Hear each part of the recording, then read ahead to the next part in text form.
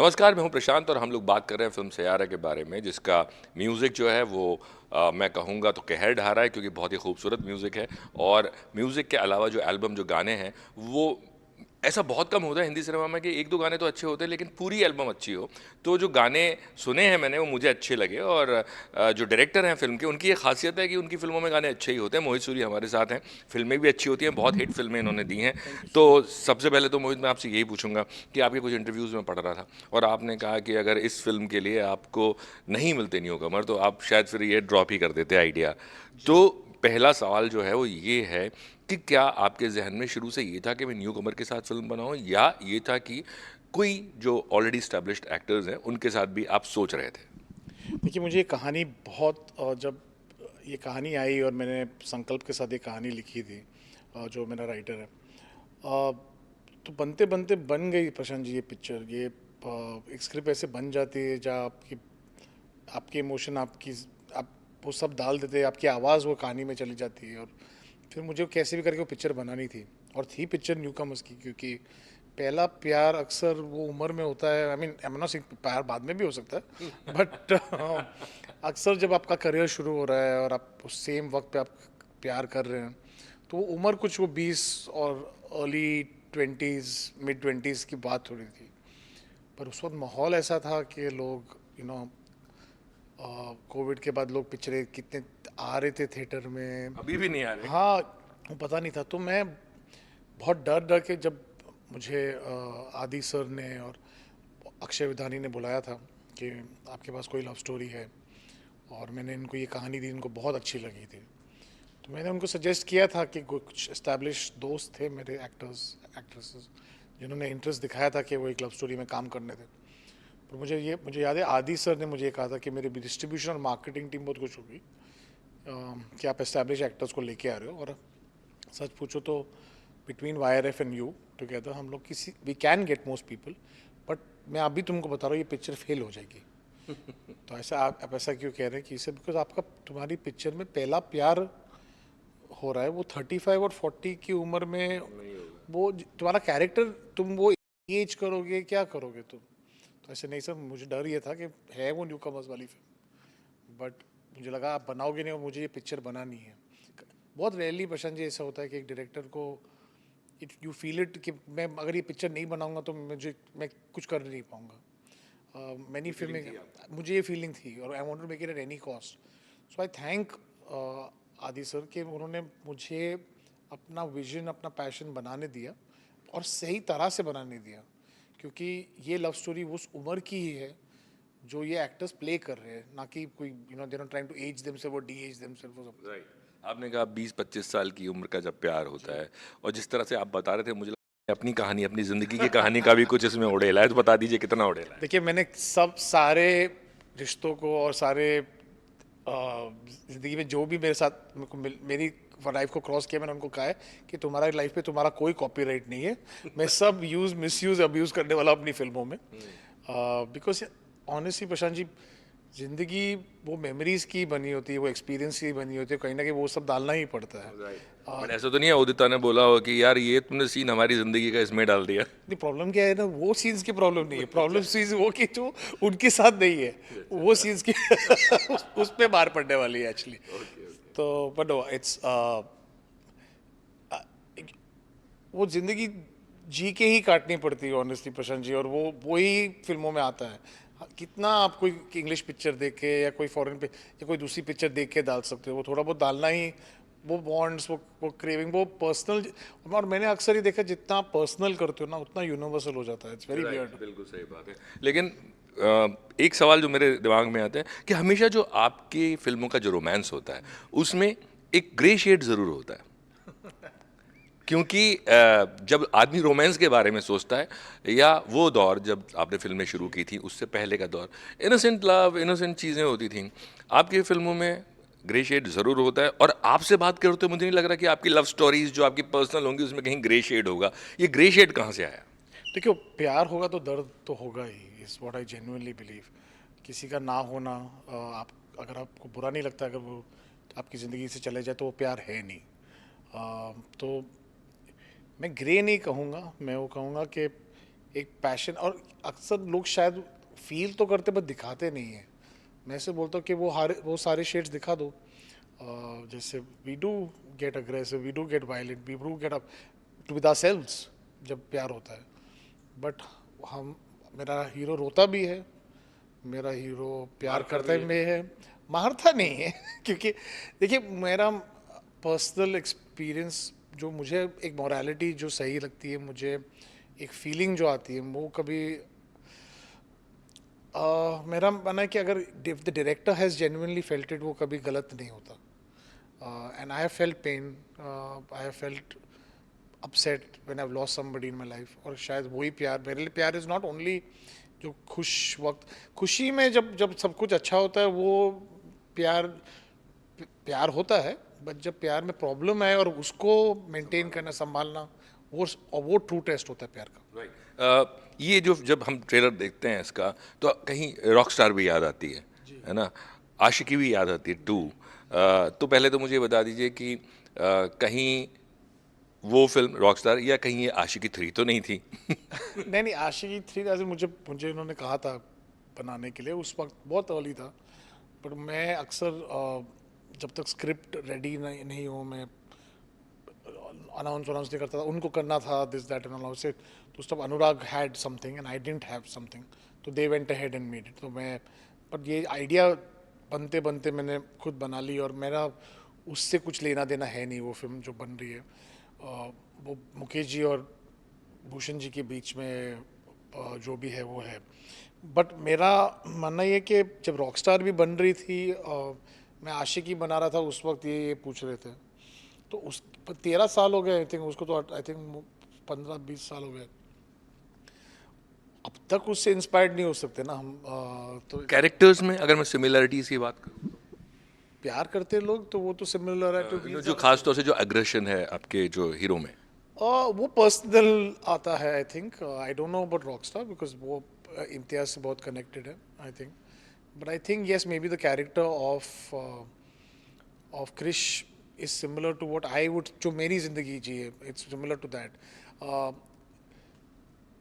Aggressive थे?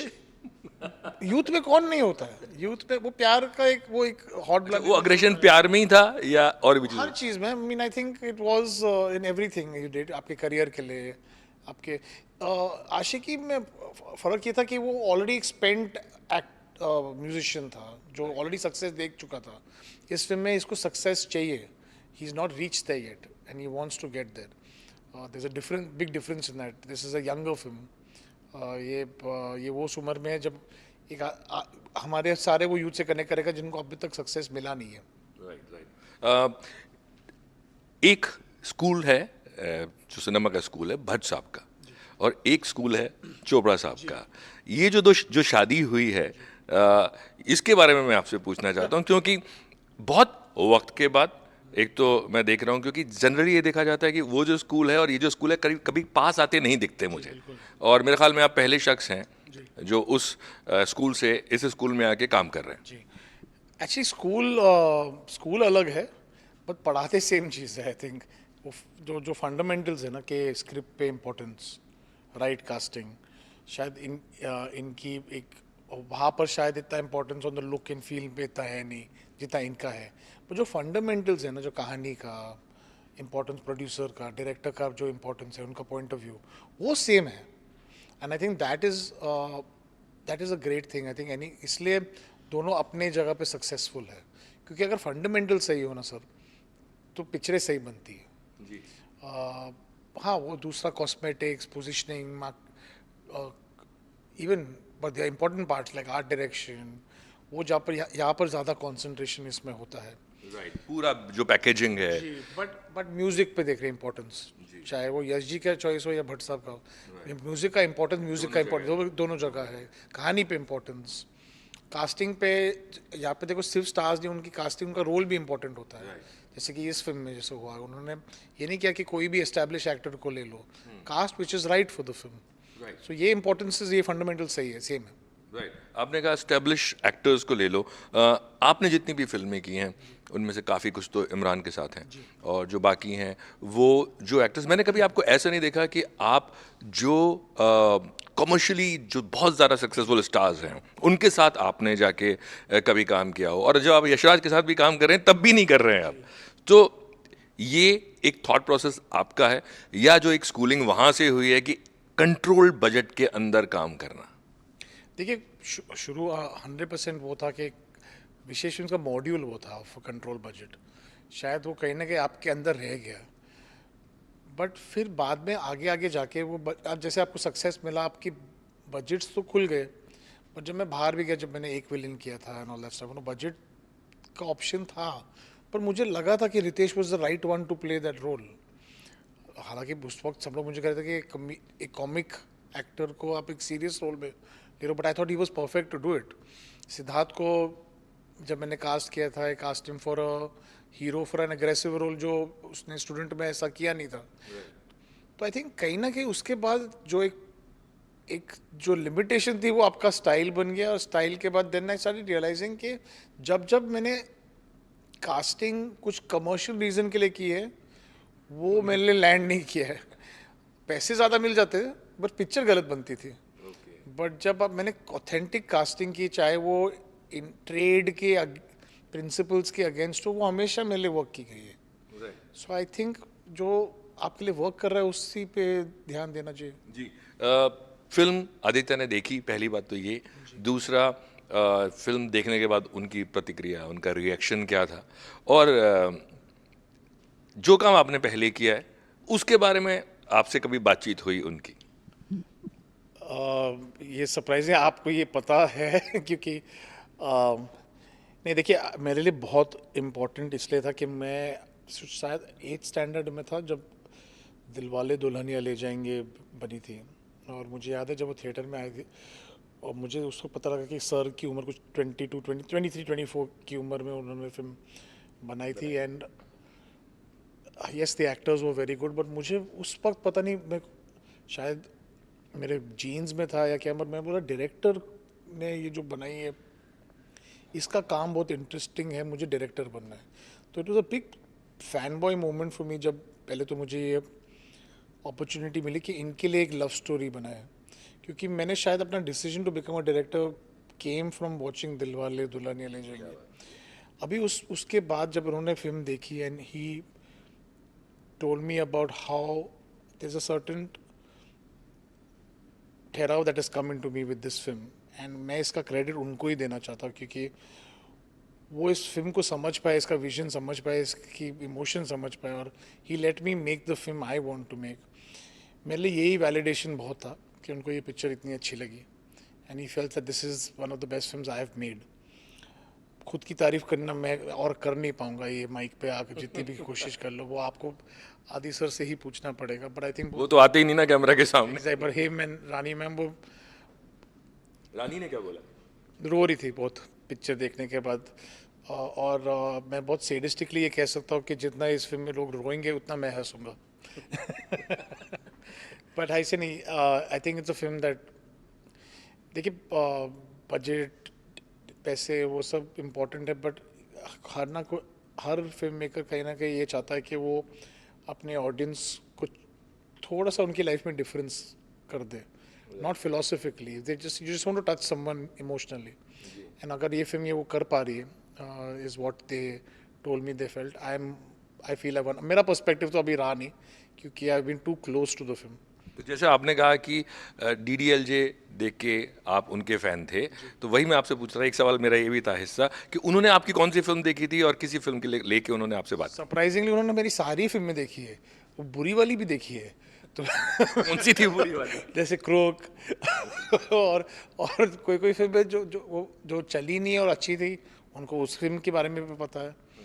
जो बुरी थी और चल गई, उनको उनके बारे में भी पता है। तो उनको सारी फिल्में उन्होंने देखी, और मैं एक्चुअली ये सरप्राइज था क्योंकि मेरा इसके पहले इनके साथ कोई कांटेक्ट था नहीं, but the fact that he watches everything is a very big thing, and it was it was a great ego boost. Right. जो एक्टर हैं फिल्म के, आहान, आपके इंटरव्यू में ये भी बात थी कि जो एक्टर्स आते हैं नए, थोड़ा कहीं ना कहीं एक्टिंग में वीक होते हैं। सो आपके चश्मे से एक तो आहान कैसे एक्टर आपको लगे आफ्टर फर्स्ट मीटिंग जो आपको रात को 3 बजे तक आपने की, और दूसरी चीज़ ये कि जब भी कोई नया कलाकार आता है, आपको कौन सा ऐसा कलाकार है जो आपको लगा अपनी पहली फिल्म में कि यार इसने तोड़ दिया? नहीं, वो मुझे हर मैं उससे कास्ट, कोई भी नए एक्टर को मैं कास्ट नहीं करता अगर मुझे नहीं लगता कि ये आदमी ये कर सकता है। I can go wrong but I don't think the actors have gone wrong sir.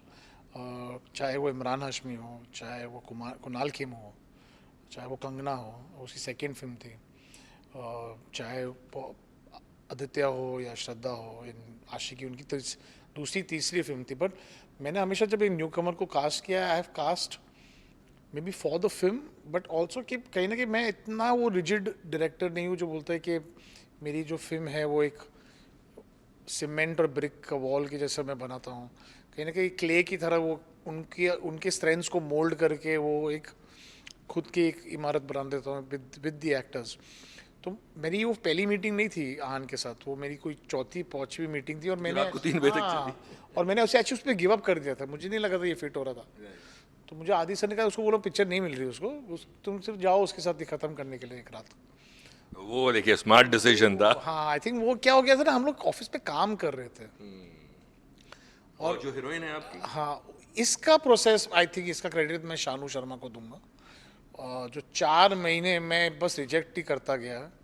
Not that they वो bad, the actors were very good, but it just was not feeling right. मुझे जो वानी का कैरेक्टर चाहिए था, and then I met this girl. I'm not that I rejected anyone because there's a lot of talent out there. जो पर they was not seeming right for this part. और फिर ये लड़की जो अमृतसर की है, जो मेरे कैरेक्टर को सूट करती है, was exactly I found out.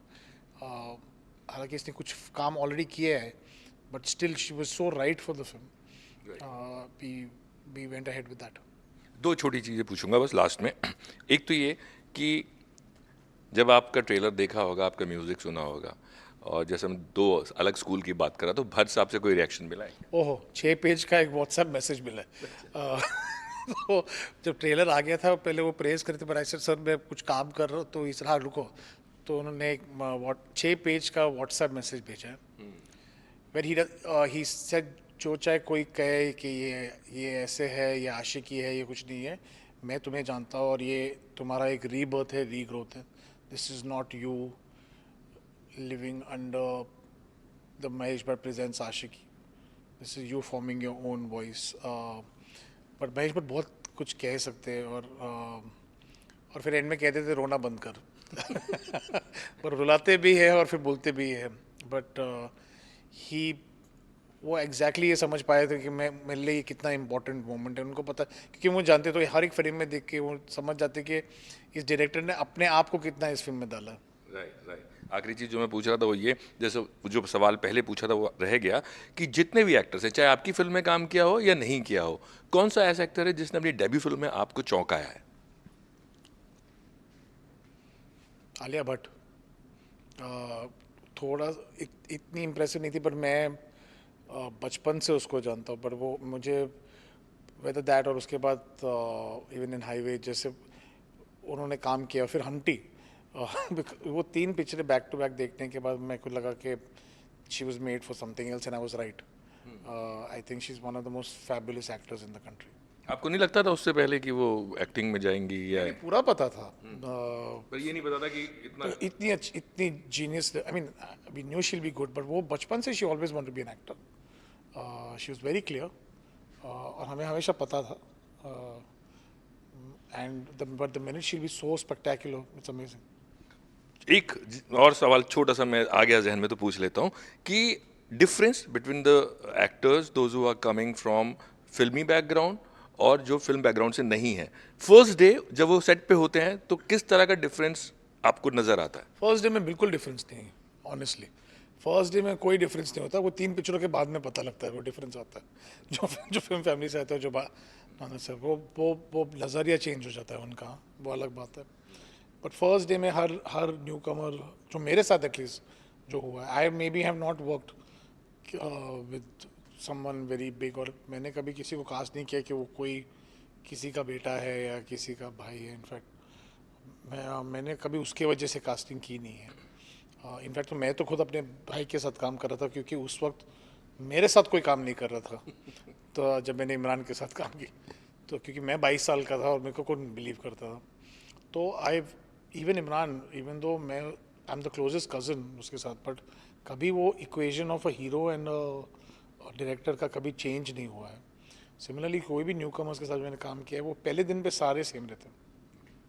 बहुत बहुत शुक्रिया बात करने के लिए। और जैसा मैंने कहा कि म्यूज़िक भी अच्छा लग रहा है और फिल्म का ट्रेलर भी अच्छा लग रहा है, तो हम ये उम्मीद करें कि आप एक और कड़ी बने जो सिनेमाघर में दर्शकों को लेके आए। Thank you Prashant ji, thank you so much.